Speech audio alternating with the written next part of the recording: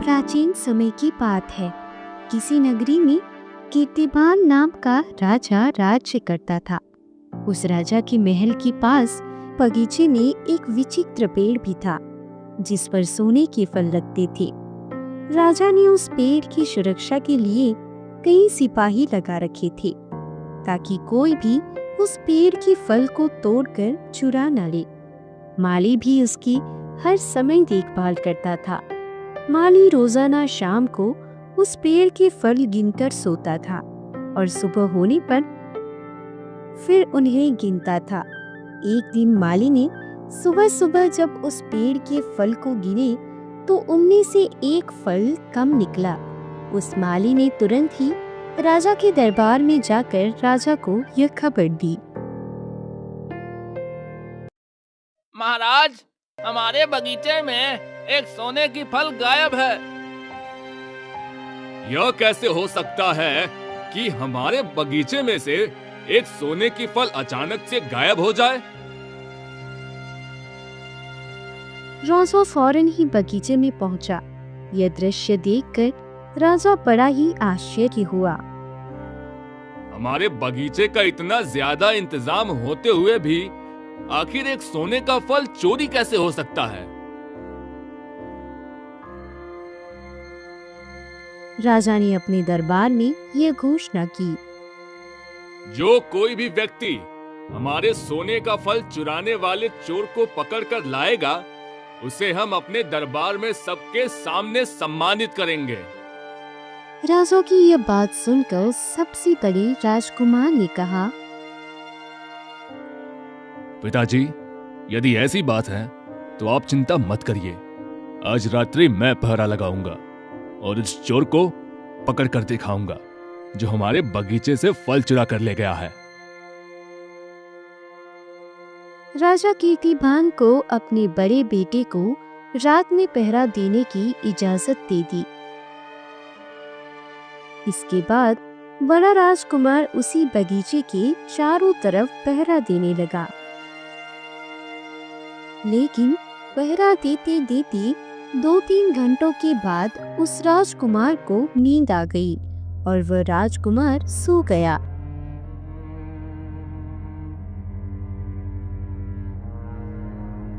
सुबह उठकर के राजकुमार ने जब उस पेड़ के फल गिने तो उसमें से एक फल कम था। राजकुमार को बड़ा अचंभा हुआ। वह सोचने लगा, मैं रात भर पहरा लगाता रहा, फिर भी कोई फल को चुरा ले गया। सुबह उसने यह बात राजा को बताई। हमारा बड़ा बेटा सोने के वृक्ष की रखवाली करने में नाकाम रहा। उसके रात में पहरा देने के बाद भी चोर फल चुरा ले गया। फिर राजा से उसके दूसरे बेटे ने इजाजत मांगी और कहा, पिताजी, वृक्ष की रखवाली का काम आज मैं करूंगा। देखता हूँ फल कौन चुरा कर ले जाता है। ठीक है बेटा, जाओ और हमारे बगीचे की ठीक से पहरेदारी करना। सुबह तक चोर हमारी पकड़ में आ जाना चाहिए। राजा का दूसरा बेटा भी उस सोने की फल वाले वृक्ष की रखवाली करने के लिए चला गया। आधी रात तक वो पहरा देता रहा। उसके बाद उसे भी नींद आ गई। फल की चोरी उस दिन भी हो गई। ये देखकर कि राजा बड़े ही चिंतित हो गए। तब वो राजा का छोटा राजकुमार आता है और कहता है, पिताजी, आज रात आप मुझे भी इजाजत दीजिए। मैं भी उस वृक्ष की पहरेदारी करना चाहता हूँ। मैं भी देखना चाहता हूँ कि वह चोर कौन है जो हमारी पकड़ में नहीं आ रहा है। मैं आपको विश्वास दिलाता हूँ, यदि आज रात्रि में मैंने पहरा दिया तो उस चोर को पकड़ के आपके हवाले कर दूंगा। जब तुम्हारे 2 भाई असफल हो गए तो तुम क्या कर सकते हो? इसलिए बेटा, तुम जाओ, अपना काम करो। यह काम तुम्हारे बस का नहीं है। पिताजी, एक बार मुझे अवसर दे के तो देखिए। राजकुमार की बार बार निवेदन करने पर अंत में राजा ने उसे पहरा देने की इजाजत दे दी। अब छोटा राजकुमार उस वृक्ष की रखवाली करने के लिए बगीचे में पहुंच गया और रात में जागकर उसकी पहरेदारी करने लगा। उस राजकुमार ने तय किया, चाहे कुछ भी हो जाए, मैं किसी भी परिस्थिति में सोऊंगा नहीं और आज रात्रि मैं उस चोर को जरूर पकड़ूंगा। आधी रात के बाद उसने देखा कि एक सोने का तोता उड़ता हुआ आया और उस वृक्ष पर बैठ गया। एक फल अपनी चोंच में कसकर वहां से उड़ने लगा। उसने धनुष पर बाण चढ़ाया और उस तोते पर निशाना साधा। तीर लगने से उस सुनहरे तोते का एक पंख टूटकर नीचे गिर पड़ा। राजकुमार ने वह पंख उठाकर अपनी जेब में रख लिया।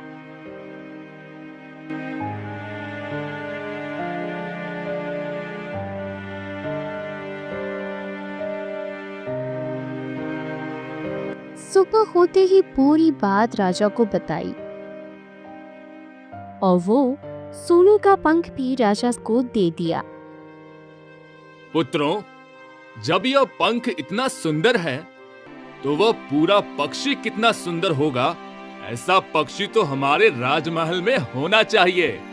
वास्तव में हमारा राजमहल उस सोने के तोते से अधिक सुशोभित हो। पुत्रों, अब मैं यह चाहता हूँ कि उस तोते को कोई पकड़ कर लेकर आए।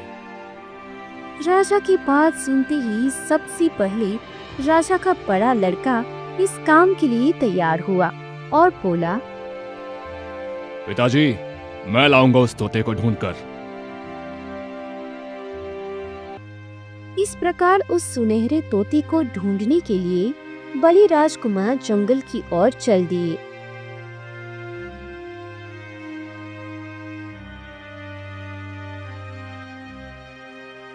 जंगल में पहुंचने के बाद देखा कि एक वृक्ष के नीचे एक लोमड़ी आराम कर रहा था।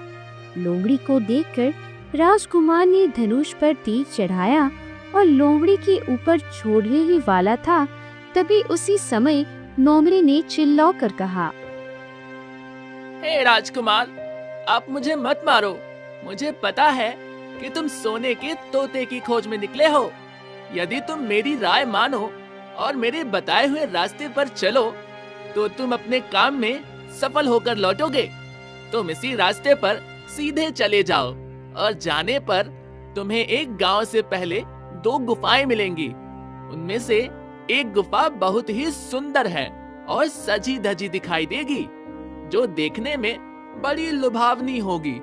दूसरी तरफ गुफा ऊबड़ खाबड़ झाड़ झंकर से युक्त होगी, लेकिन तुम उस सुंदर गुफा में प्रवेश मत करना।